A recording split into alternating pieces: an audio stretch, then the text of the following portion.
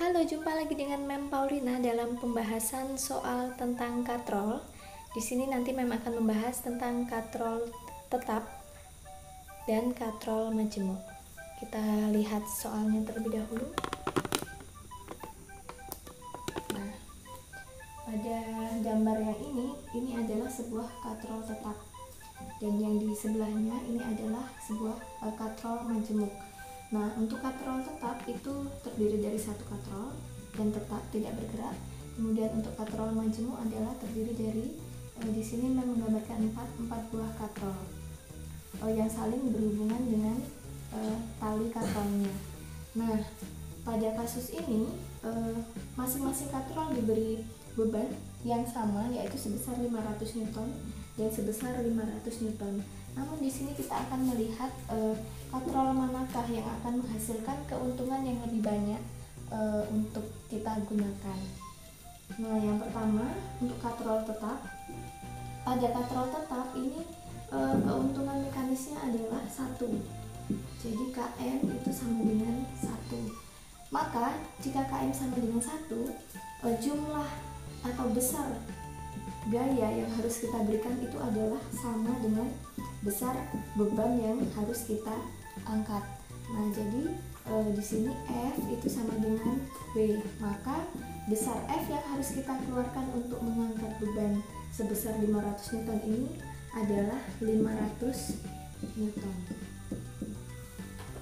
Nah, kemudian untuk yang katrol majemuk, untuk mengangkat beban yang sebesar 500 Newton, untuk katrol majemuk sendiri itu memiliki keuntungan mekanis atau Km, yaitu sama dengan N.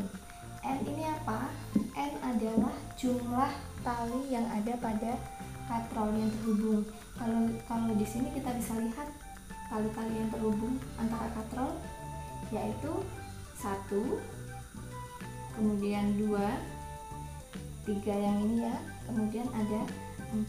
Sehingga keuntungan mekanis pada katrol majemuk ini adalah 4. Nah, keuntungan mekanis itu adalah W dibagi dengan F, maka nilainya sama dengan 4. W nya berapa? W nya adalah 500. Kemudian F nya adalah F yang kita cari, dan 4. Sehingga 500 sama dengan 4 dikali dengan F, maka F yang kita cari tetap berada di ruas yang sebelah kanan, 4-nya yang kita pindah. Ini perkalian, maka ketika pindah ruas harus menjadi pembagian. Maka 500 dibagi dengan 4 itu sama dengan F. Nah, maka berapa nilai F? 500 dibagi dengan 4, kita bagi. 500 dibagi dengan 4. 5 dibagi 4, 1. 1 dikali 4, 4. 5 dikurang 4, 1. Kita turunkan nilainya, 10. 10 dibagi 4, 2. 2 dikali 4, 8. Kita turunkan 2. Kita turunkan nolnya lagi, 20. 20 dibagi 4 adalah 5. 5 dikali 4, 20. Maka hasilnya adalah 125. Maka F itu sama dengan 125 Newton.